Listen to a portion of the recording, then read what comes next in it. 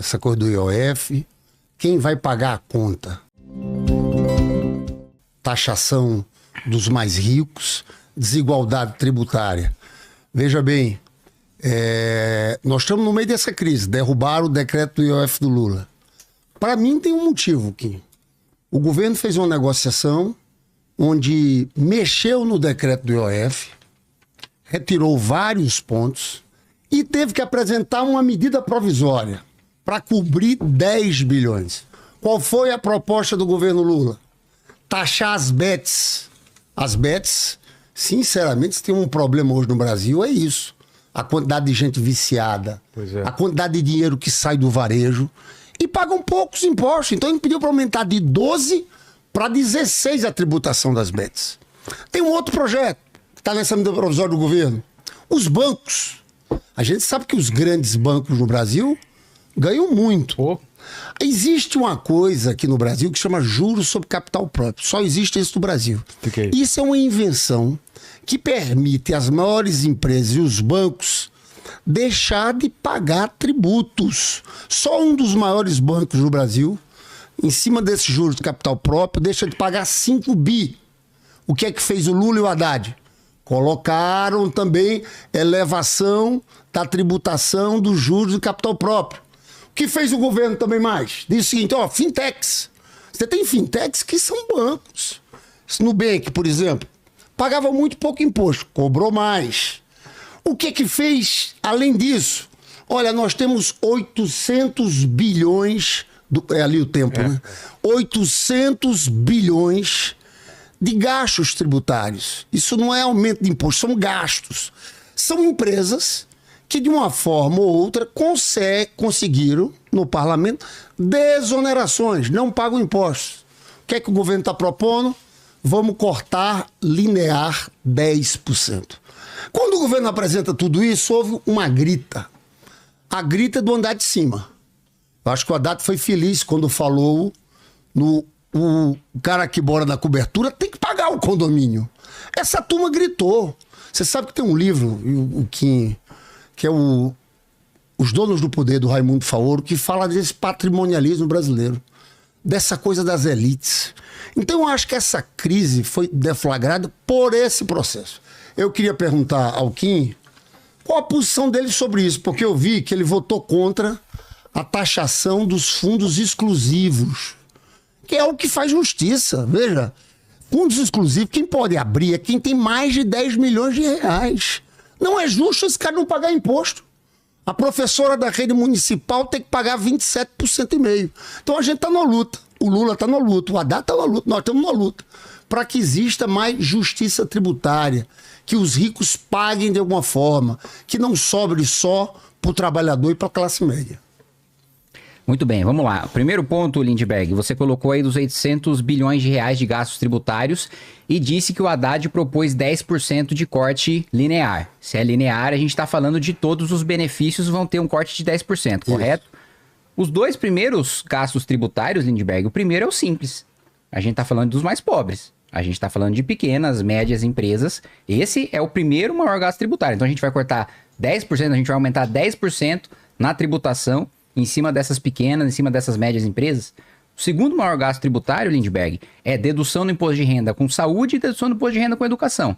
Então a gente vai penalizar ainda mais a classe média, que já paga dobrado, porque a classe média paga imposto alto, não tem educação, então precisa pagar uma escola privada, não tem saúde de qualidade, então precisa pagar um convênio, e aí, na hora de deduzir isso do imposto de renda, que inclusive é uma maneira de desafogar o sistema público, que já está afogado tanto na educação como na saúde, nós vamos ter então uma redução de 10% na dedução do imposto de renda para a saúde, para a educação, para a classe média. Isso não é super rico. Estou falando de um sujeito que tem uma renda familiar de 8 mil reais, 9 mil reais. Não é um bilionário, não é um banqueiro. Esses são os dois maiores gastos tributários. O quinto maior gasto tributário é a isenção de contribuição previdenciária para entidades assistenciais. Quem faz caridade, filantropia. Nós vamos cortar 10%, tributar mais em 10%. Quem faz filantropia, quem age no lugar do governo, quando o governo deveria fornecer assistência social, e aí vem a filantropia, precisa fazer, aí o governo vem e ainda tributa essa assistência social. Se você for falar de privilégio tributário para grande empresário, né, amigo do governo, aí eu vou concordar com você. Mas eu devo te lembrar o seguinte, você acabou de falar que, de alguma maneira, esses empresários conseguiram esses privilégios porque tem poder de lobby no Congresso. O governo que mais aumentou esses privilégios foi o governo Dilma. O governo que mais concedeu privilégios tributários foi o governo Dilma. Inclusive, foi o governo Dilma que inventou o privilégio para as grandes empresas, inclusive grandes grupos de comunicação, como a Rede Globo e outras redes de TV, na folha de pagamento, que agora o PT diz combater esses privilégios tributários na folha. Mas quem inventou foi a Dilma. Quem criou foi a Dilma. Quem enviou o projeto para o Congresso Nacional dessa desoneração desses setores foi Dilma Rousseff, né? Então, quando você fala em cortar 800... Parece que os 800 bilhões de reais vão diretamente sair do bolso do mais pobre para ir para o mais rico.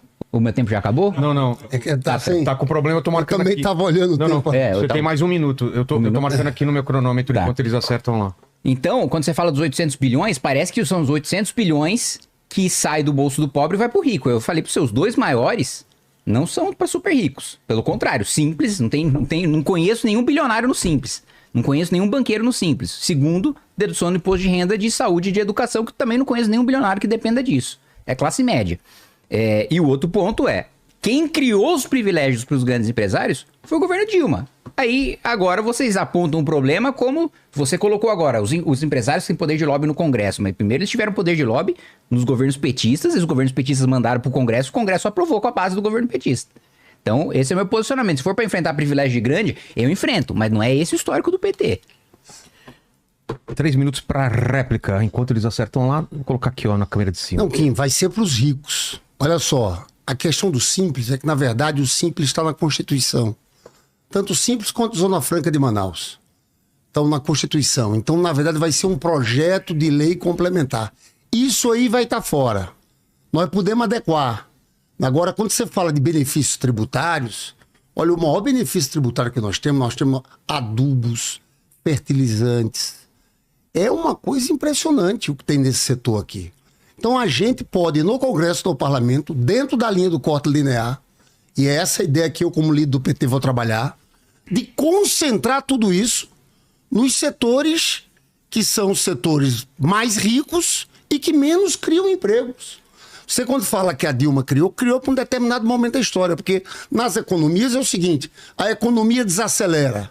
Você pode ter uma leitura de que fazendo uma desoneração naquele momento, você pode estimular a economia. Sabe qual foi o problema que ela teve? Tinha o Eduardo Cunha, presidente da Câmara. Então, o que ela mandou de X de desoneração, aumentaram para 3X. E a Dilma ainda era presidente quando mandou o projeto, que na época o presidente do Congresso era o senador Renan Calheiros, que arquivou.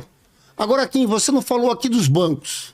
Você não falou das bets, que é outra parte do projeto. Você é contra aumentar a medida provisória que aumenta a taxação de bets? Taxação dos bancos? Você pode estar certo que esse cuidado a gente vai ter. A gente não quer atingir classe média. A gente não quer prejudicar quem faz trabalho social, né? Quando o relator foi indicado, esse cuidado a gente vai ter. Porque a gente acha que esse momento é o momento de fazer uma justiça. E é por isso que eu queria entender o teu voto. Por que você votou contra um fundo, a taxação de fundos exclusivos? O cara tem 100 milhões num fundo exclusivo e não paga nada.